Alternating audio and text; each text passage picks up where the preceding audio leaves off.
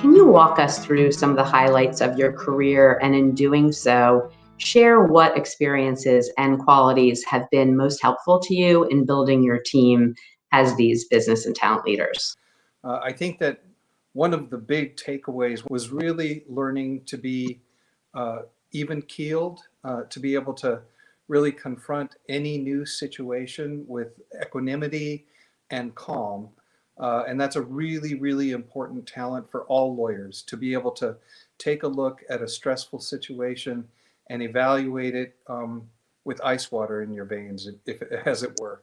Can you talk about how you have been effective at building inclusive teams, and specifically the steps that you took before, but importantly are taking now to really continue in that direction? There has to be an overall organizational commitment to professional development for everyone on the team. That's the foundation that you need to lay. Then after that, you can create a program whereby you will use bias blind and, to the extent possible, objective methods for identifying who are the top talents in the organization who need to be invested in, so that you can create the diverse leadership pipeline. And how has this changed in light of George Floyd's murder? I think that the underlying truth of it is that not much really has changed. But what has changed is people's awareness of their own biases, people's awareness of how they really had not thought about the world as it appears through the eyes of another person, through the eyes of a diverse person.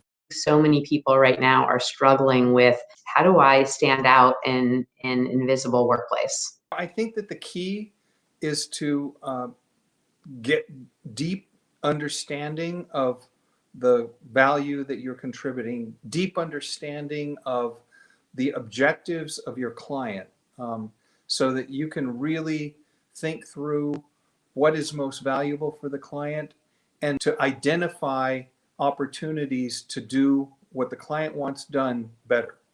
And if you identify those opportunities and can raise them appropriately within your organization, that is the best and quickest way to stand out.